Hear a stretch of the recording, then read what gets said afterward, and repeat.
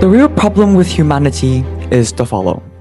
We have Paleolithic emotions, medieval institutions, and godlike technology. And it's terrifically dangerous, and it's now approaching a point of crisis overall. For millions of years, humans have been living and surviving on each other's experiences, from the dawn of man up to the Ice Age, then finally to the mundane life that all of us is experiencing right now. But humans still retain these same things, these same habits, millions of years later, while the world moves on at breakneck pace. And there has now been consequences, one that are so catastrophically bad, yet unassuming, painfully unassuming to the naked eye. Why is this? And what are these dire consequences that are being mentioned below? Welcome, ladies and gentlemen, to my presentation. My name is Max, and let us get started. Now, firstly, let's get to the first thing. One man's problem is everyone's problem. Now, I want everyone to look at this chart over here. How many millionaires are there around the world? Well, around 58 million people as of 2026. That's a lot, right? But this mass only takes up at around 10.6% of the total world population. And yet every single day, there will always be someone, male or female, young or old, who will go on and search for these videos, to look for these books, to go to these talks about how to be rich, how to be a millionaire, how to make your first $100,000 from people who just seemingly do so easily. All of us have been there once. Thus, the question must be asked, why do almost everyone do this? Well, now I would like to introduce to you a philosophy from famous German philosopher Friedrich Nietzsche, the herd mentality, but not philosophically. The herd mentality isn't entirely caused by the mediocre state of mind, but it is rather partially caused by the fact that the human brain has been built to work this way. Fishes have been long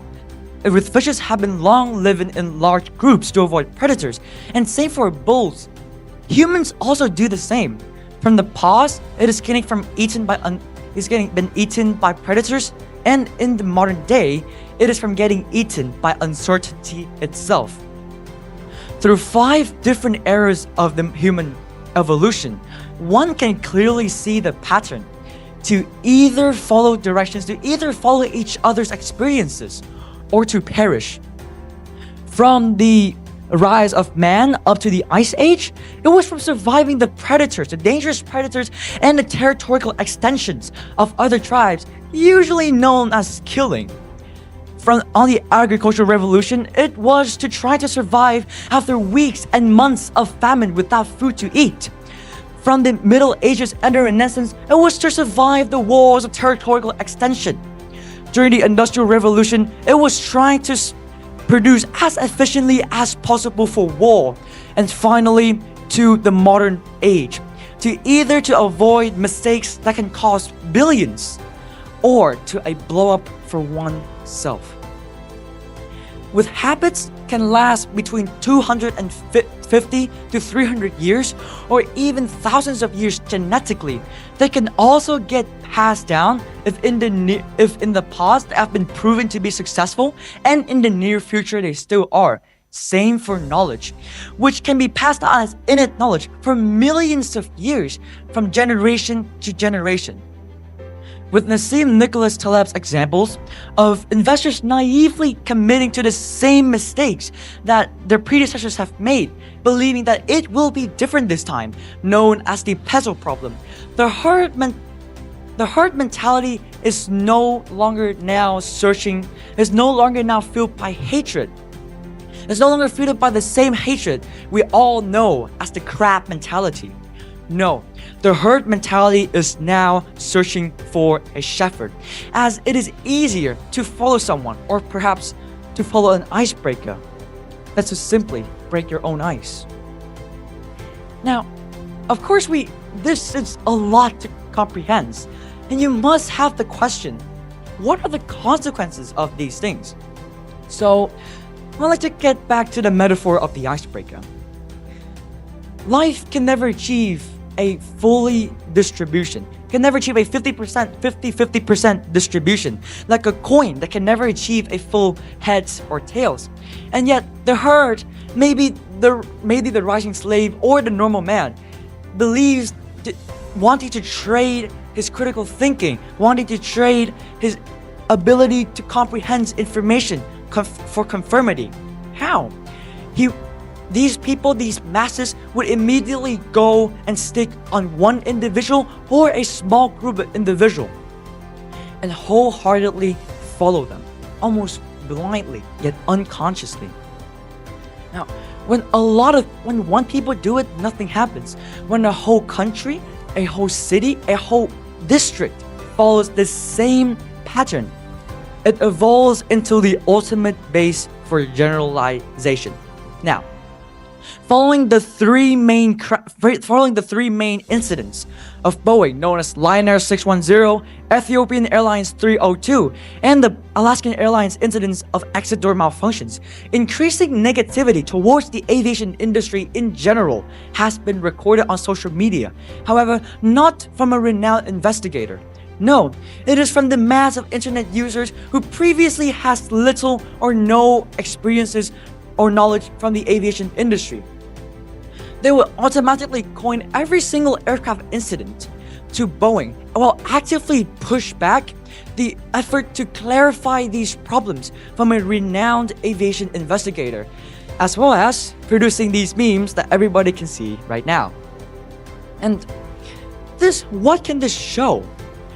And all of these comments are all ignited from one single comment, from one single idea of a random internet user, not from someone who has a clear understanding of what aviation is doing. Now, what can we pull from this? The mass or the herd is someone and a group of people who can be free, yet chooses to follow each other, chooses to follow somebody else's own identity. They will latch onto this in hopes of finding something that will have the same similarity with what they believe, and then shift to another individual when time changes. But the world doesn't usually stop there. How? With artificial intelligence.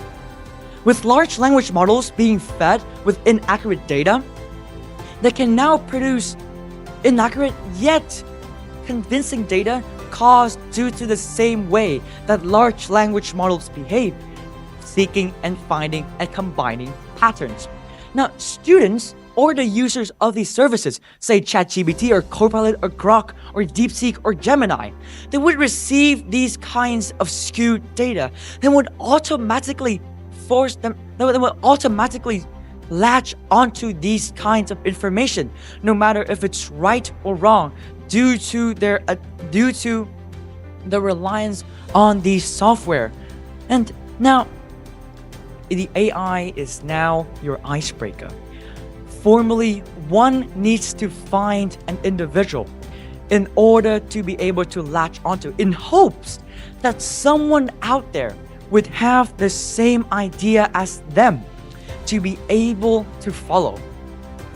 Now, the icebreaker is the trailing vessel of his own thought. The captain does not know where he's going anymore, yet he keeps going. Why? Because every single moment, whenever he goes and asks a question, there will always be a companion. There will always be a machine. There will always be some kind of intelligence that will always be there and assure him that his decisions are always correct, no matter what. And with that, ladies and gentlemen, I would like to wrap up my case. Thank you.